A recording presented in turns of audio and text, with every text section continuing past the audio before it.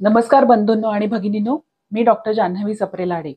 सप्रे फूडच्या सणसणीत या सदरामध्ये मी आणि आमच्या सप्रेची संपूर्ण टीम तुमचं खूप खूप स्वागत करत आहोत.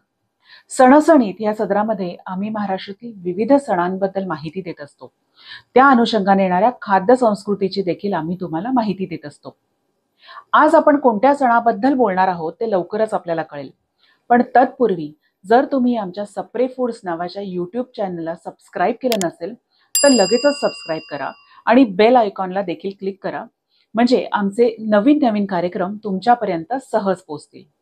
तसंच पाहुणचार नावाचा आमचा एक कार्यक्रम आहे, ज्याच्यामध्ये आम्ही विशेष पाहुण्यांना इथे आमंत्रित करतो, त्यांचा पाहुणचार करतो आणि पाहुणचार करता करता त्यांच्याशी खूप छान गप्पा मारतो.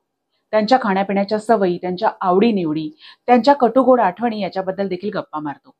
तर लवकरच आमच्या सप्रे फूड्स चॅनलला तुम्ही सबस्क्राईब करा. खूप खूप धन्यवाद सबस्क्राईब केल्याबद्दल. आता आपण वळूया आपल्या आजच्या सणाकडे. तर आज आपण जाणून घेणार आहोत अक्षय तृतीया या सणाबद्दल. वैशाख शुद्ध तृतीयेला अक्षय तृतीया या नावाने ओळखलं जातं. 3.5 शुभ मुहूर्तांपैकी हा एक संपूर्ण शुभ मुहूर्त आहे. अक्षय तृतीयेबद्दल अनेक आख्यायिका आहेत. नर नारायण ही जी जोडदेवता आहे यांचा जन्म देखील याच दिवशी झाला असं म्हटलं जातं आणि म्हणूनच या दिवशी नर नारायण ह्या दोन जोडदेवतांची पूजा केली जाते. तसंच हा दिवस श्री भगवान विष्णूंना समर्पित केलेला आहे आणि भगवान विष्णूंचा 6वा अवतार म्हणजे भगवान परशुराम, त्यांचा जन्म देखील याच दिवशी झाला अशी आख्यायिका आहे आणि परशुरामांची पूजा देखील या दिवशी केली जाते. गंगा माता यांनी स्वर्गातून पृथ्वीवर अवतार घेतला तोही याच दिवशी. जो मनुष्य या दिवशी गंगा स्नान करेल तो संपूर्ण पापातून मुक्त होईल अशी धारणा आपली आहे. अन्नपूर्णा माता जी स्वयंपाकघर आणि पाककला या दोन्हीची देवता आहे, त्यांचा जन्म देखील याच दिवशी झाला. या दिवशी अन्नपूर्णा मातेची पूजा केली जाते आणि नैवेद्यासाठी गोडधोड म्हणजे पुरणपोळी, श्रीखंड, गुलाबजाम यांचा नैवेद्य दाखवला जातो. तसंच त्रेतायुगाचा प्रारंभ देखील अक्षय तृतीयेपासून झाला असं समजलं जातं. अक्षय तृतीयेची पूजा कशी करावी?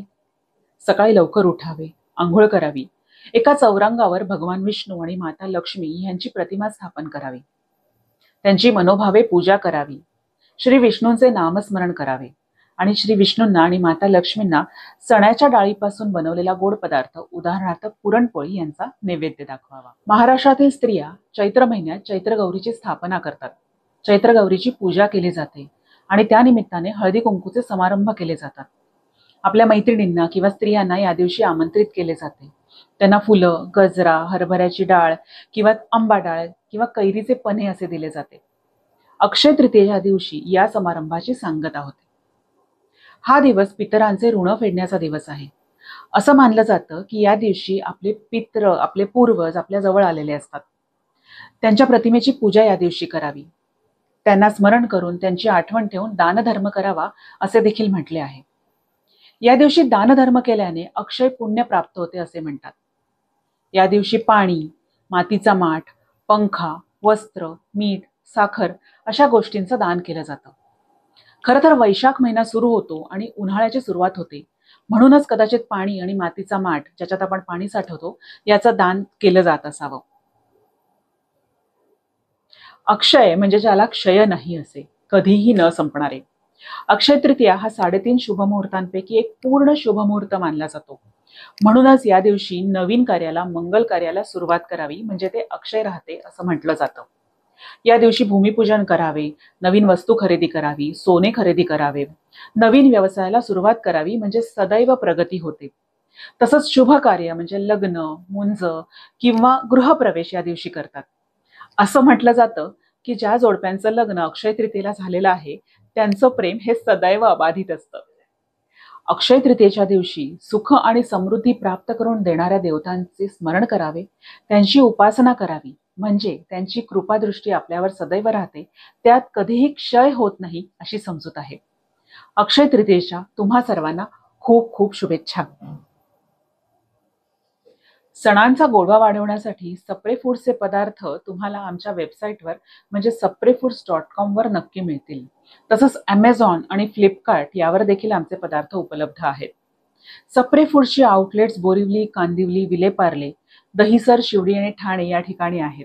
या सर्व ठिकाणाहून तुम्ही पदार्थ विकत घेऊ शकता किंवा स्विगी आणि झोमॅटो वरून देखील तुम्ही ते खरेदी करू शकता. अपना बाजारच्या सर्व शाखांमध्ये आमचे पदार्थ उपलब्ध आहेत, तिथूनही तुम्ही ते खरेदी करू शकता. तर लवकरच आमचे पदार्थ खरेदी करा आणि आपल्या सप्रे फूड्सच्या पारंपरिक पदार्थांमुळे तुमच्या सणांचा आनंद द्विगुणित करा. धन्यवाद.